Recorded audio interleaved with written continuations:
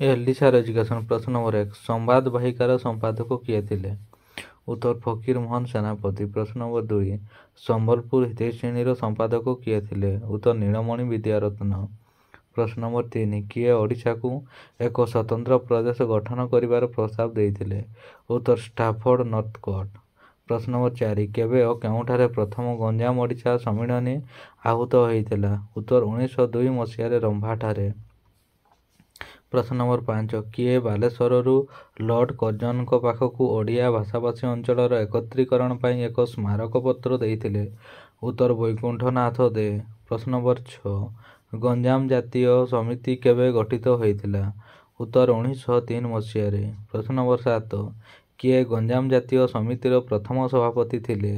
उत्तर श्याम सुंदर राजगुरु। प्रश्न नंबर 8 किए गंजाम जातीय समितिर प्रथम संपादक थिले?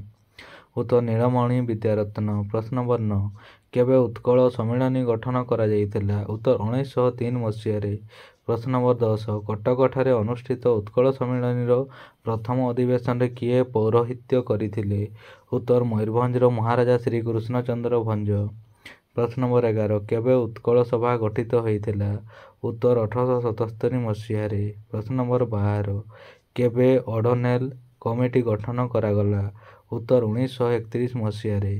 प्रश्न नंबर 13 ओडिशार प्रथम राज्यपाल किए थिले?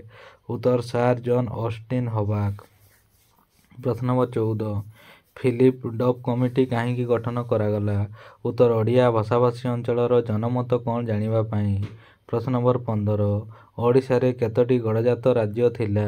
उत्तर 26टी गणजात राज्य। प्रश्न नंबर 16 कटकरे केबे निखिल भारत गणजात प्रजा सम्मिलनी आहूत होइथिला? उत्तर 1931 मसीह। प्रश्न नंबर 17 केबे निखिल उत्कल प्रजा सम्मिलनी प्रतिष्ठा हैला?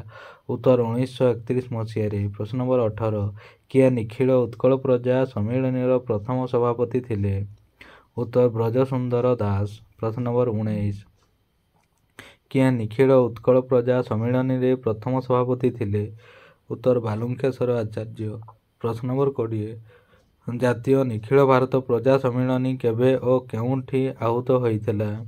उत्तर 1937 मसीह कटक ठारे। प्रश्न नंबर 21 नीलगिरी प्रजामंडल सभापति किए थिले? उत्तर कैलाश चंद्र महांती। प्रश्न नंबर 22 प्रजामंडल आंदोलन समय तालचेर ठारे किए पुलिस गुली रे शहीद हेले? उत्तर बीका नायक। प्रश्न नंबर 23 पॉलिटिकल एजेंट बेजलगेट को केबे हत्या करागला? उत्तर 1939 मसीहा जनवरी 5 तारिख दिन। प्रश्न नंबर 24 बेजलगेट को हत्या करिथिबा अपराध रे किए फांसी पाइथिले?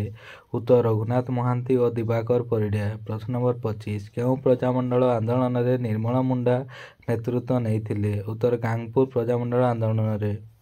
प्रश्न नंबर 26 किए तालचेर प्रजामंडल सभापति थिले? उत्तर पवित्र मोहन प्रधान। प्रश्न नंबर 27 प्रथमे केउ गणजात राज्य ओडिशा सह मिश्रण होइथिला? उत्तर नीलगिरी। प्रश्न नंबर 28 केबे 25टी गणजात राज्य ओडिशा सह मिश्रण हेले? उत्तर 1948 मसीहा जनवरी 1 तारिख दिन। प्रश्न नंबर 29 सर्वशेष केउ गणजात राज्य ओडिशा रे मिश्रण हैला? उत्तर मयूरभंज। प्रश्न नंबर 30 केबे ओडिशा सह मयूरभंजर मिश्रण हैला? प्रश्न आउथरे पढुछि शुणंतु। प्रश्न नंबर 30 केबे ओडिशा सह मयूरभंजर मिश्रण हैला? उत्तर 1949 मसीहा जनवरी 1 तारिख दिन। एलिसा एजुकेशन देखते आपको जदि वीडियो भल लगी ताले बहु मात्रा लाइक शेयर और सब्सक्राइब करदेवे। धन्यवाद।